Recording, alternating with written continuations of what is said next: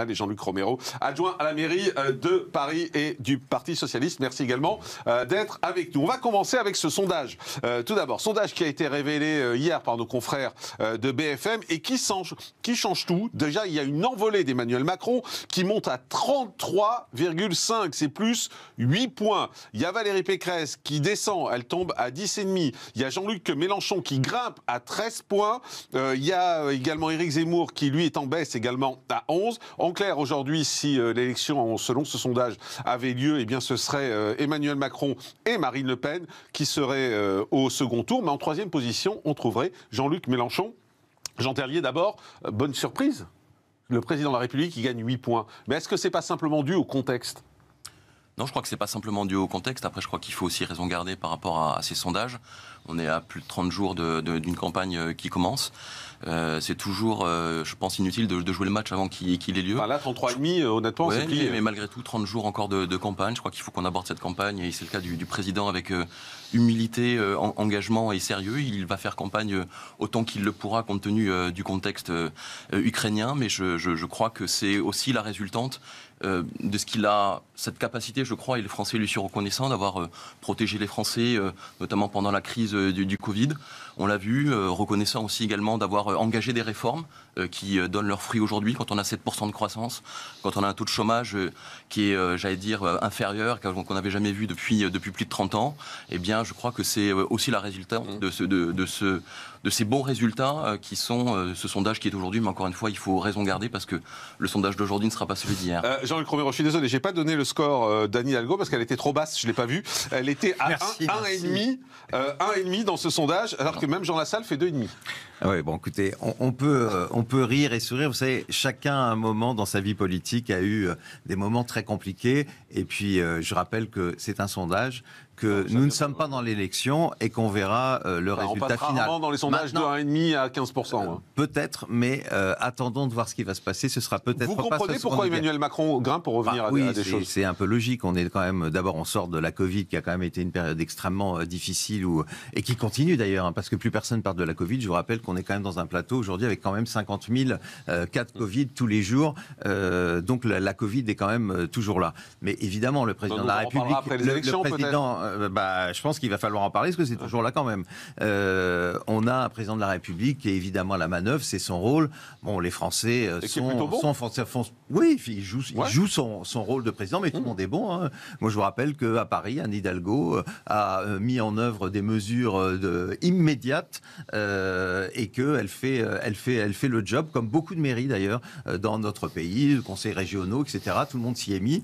Voilà. Maintenant, vous savez, on est là aujourd'hui à un temps particulier. La campagne commence à peine. Enfin, il va falloir faire vite, c'est dans un mois. Peut-être, mais il peut aussi y passer beaucoup de choses. On va peut-être enfin parler du fond, parce que je rappelle quand même que depuis le début, à part parler de la forme, on ne parle pas du fond dans cette élection. Et je crois que c'est là où peut-être Anne Hidalgo aura des chances de présenter des propositions et de... Alexandra, Marine Le Pen, elle est en baisse. Elle perd 2 points dans ce sondage. Elle est à 15. Il y a eu un rolling hier aussi où elle était en hausse. Voilà, enfin, elle est autour de 15. Sondage. Voilà, elle est autour de 15 quand Emmanuel Macron est à 33. Elle est donnée en deuxième position systématiquement et au second tour. Mais vous savez, à chaque fois qu'il y a une crise grave comme on est en train de vivre avec la crise ukrainienne et une crise énergétique, parce que là la situation elle est hors de contrôle, on voit le prix de l'essence qui augmente. Le pire pour la France est à venir, pour la France. Exactement, et donc les Français ils sont dans une grande crainte, ils ont raison d'avoir peur, mais ça c'est la conséquence de la politique d'Emmanuel Macron, notamment la politique énergétique. Là non. Si, bien sûr que si. Ah bon ? Bien sûr que si. Quand on n'a pas su au départ de la présidence d'Emmanuel Macron se dire que pour avoir une souveraineté énergétique il faut miser et continuer à miser sur le nucléaire pour être plus indépendant, eh bien la crise qu'on est en train de vivre, c'est la conséquence de ça. Parce que d'être dépendant de plus en plus du gaz russe, même si c'est moins le cas que dans d'autres pays, mais on est en train de s'y soumettre de plus en plus, eh bien ça entraîne que il va y avoir une augmentation du prix de l'électricité, une augmentation du prix du gaz. Et quand j'entends Bruno Le Maire dire, qu'il ne veut pas, parce que quand on va parler du prix de l'essence, il faut parler de choses concrètes. Là, vous défendez prix de l'énergie, elle est la résultante de la reprise économique. Non, mais oui, mais là, je peux pas vous laisser dire des choses qui sont inexactes. J'ai respecté ce que vous avez dit. Là où vous avez pris de l'énergie, c'est la résultante de la reprise. Des erreurs sur la baisse du chômage, par exemple. Est-ce qu'il y a le même nombre de chômeurs aujourd'hui qu'au début du quinquennat d'Emmanuel Macron? Ce qu'on constate, c'est qu'il va y avoir une énorme augmentation du prix des carburants. Cette France de Jean-Pierre Pernaut, cette France rurale qui est obligée de prendre sa voiture, parfois de faire 100 km pour trouver un travail parce qu'il n'y a plus de travail à proximité. Alors on va parler de Valérie Pécresse, si vous voulez bien. Alors Valérie Pécresse, là, dans ce sondage, elle est à 10,5, elle n'a jamais été aussi bas. Même Jean-Luc Mélenchon est devant. On va écouter ce que nous disait Babette de Rosière, qui a été un soutien hier de Valérie Pécresse et qui hier l'a lâché en disant que sa campagne n'avait ni queue ni tête, que le responsable de sa campagne était au-dessous de tout. On l'écoute et vous allez répondre. Je ne peux pas consigner une campagne qui est tout à fait hors sol, avec un directeur de campagne qui est complètement nul. Ça n'a ni queue ni tête, on comprend rien dans cette campagne. On communique uniquement par WhatsApp. Ça m'intéresse pas. Moi, je veux de la sincérité dans une campagne, et puis surtout, il faut de la loyauté, parce que c'est pas parce qu'on est en campagne qu'il faut dénigrer les adversaires à tout bout de champ et ne pas parler de son programme. Il y a plein de choses comme ça qui m'ont pas plu, et j'ai décidé vraiment non seulement de ne pas soutenir Valérie, mais je dirais aussi à mes compatriotes de ne pas le faire, parce que c'est un certain mépris qu'elle a affiché pour les Outre-mer. Voilà. Patrick Caram, là, elle en met une à la campagne de Valérie Pécresse, c'est costaud, hein. Ah, c'est ce que vous trouvez. Vous. Oui. Alors, parlons 30 secondes de Babette de Rosière. Elle a dit qu'elle n'était ni achetable, ni achetée. Vous l'avez entendu. Oui. Eh bien, elle a reçu une mission du ministre des Outre-mer pour aller dans chaque territoire d'outre-mer, soi-disant, réaliser un état des lieux de la gastronomie locale et faire des propositions. Non, elle a remis son rapport. Ouais, elle a été payée. Elle a été vieux il y a 2 semaines de ça. Je pense qu'on ne peut pas dire des choses comme ça. Je pense que dans cette campagne, il faut peut-être essayer de respecter les uns et les autres. Oui. Tout le monde se fait trahir dans cette campagne, hein, on va l'évoquer, etc. C'est pas pour une raison de faire exactement la même chose. Est-ce que j'ai dit est faux? Est-ce que sur le fric et tout ça, j'en ai absolument aucune idée. Non, mais sur quelle non, mais on ne j'ai peut pas dit la vérité. On ne peut pas utiliser. On peut pas dire la vérité. Non, donc, tu ne dis pas la vérité. Non, mais là. Monsieur Romero, je ne peux pas dire la vérité. Excusez-moi, on t'a pas coupé.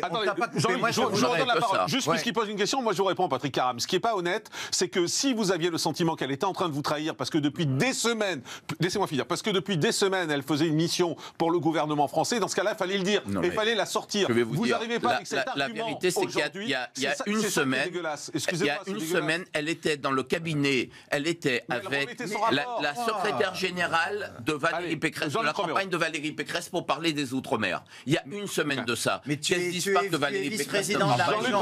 vice-président de la région Île-de-France, je suis maire adjoint de Paris.